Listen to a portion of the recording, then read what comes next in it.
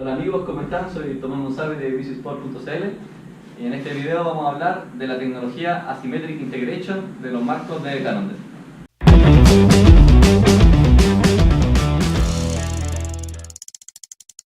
Una de las principales características de Asymmetric Integration es el desarrollo de vainas súper cortas en sus marcos tanto rígidos como dobles, lo que nos permite tener mayor agilidad, mayor tracción sobre la bicicleta y una posición de la rueda más adelantada que el común de los marcos. Ahora veremos un video oficial de Cannondale donde nos explicarán en detalle la tecnología Asymmetric Integration.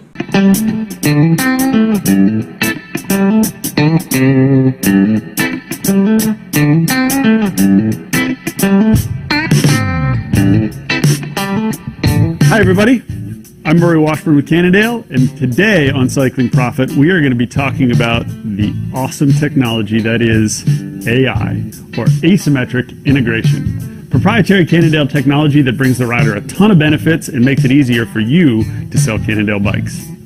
So we developed AI to deliver really short chainstays. Why do we care about having short chainstays? Right now it's a big buzzword in the industry. Everybody's talking about how short their chainstays are. Well, the reason everybody wants short chainstays is short chainstays improve traction because it tucks the rear wheel up underneath the rider's weight a little bit more, so whether you're seated or standing, you have better traction. Also, having the shorter chainstays and having the wheel more underneath the rider makes the bikes more agile. They're quicker side to side, a lot easier to get that front wheel up. So short chainstays really are better. But as you can imagine, getting there with big wheels is pretty tough. As you move the wheel forward, as the stays get shorter, you run out of clearance pretty quickly up in this area where the swing arm meets the frame. Tire begins to run into the chainstays, it runs into the front derailleur, and you run out of room pretty quickly.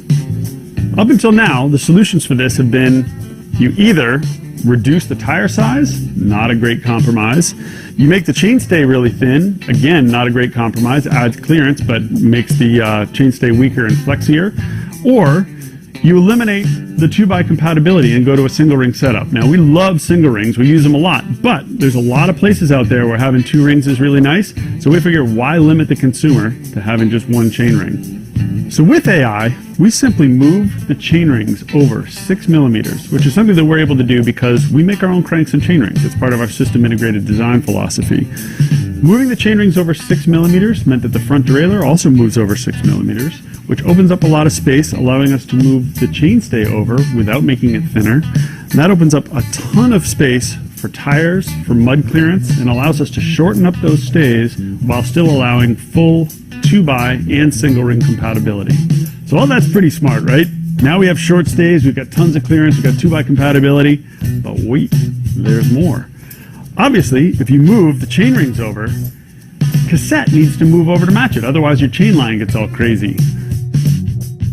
If you look at the way a traditional wheel is built, the drive side spokes are much more vertical, the non-drive spokes are at a much shallower angle. This is fine, but it actually creates a bit of inherent instability in the wheel, which means it's going to flex more in one direction than it is in the other.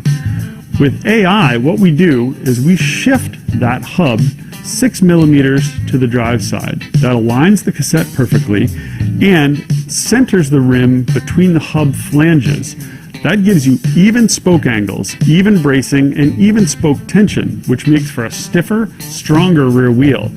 And the cool thing about it is that because there's no proprietary parts, if you have an old wheel set with the appropriate hub, you can just dish that wheel over and turn it into an AI wheel quickly and easily. So AI is a big competitive advantage that the rest of the industry hasn't really picked up on yet.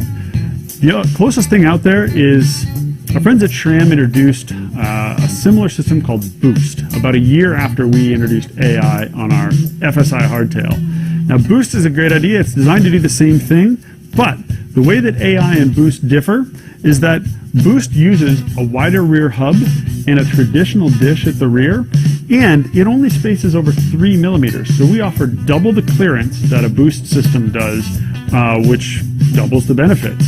So big props to our friends at SRAM for helping us tell the AI story by having people focus on clearance and its effect on chainstays, but AI just gives you a little bit more. And the cool thing is that we actually can take that 148 rear hub that is the Boost standard and dish it out to AI. So if you look on things like our bad habit, we've got Boost AI. It's like super boost. So there you go, cycling profiteers. Now you understand AI technology in all its glory. You'll be able to explain to consumers how they can get all the benefits of short chainstays, like great traction, nimble, agile handling, with none of the compromises normally associated with short chainstays.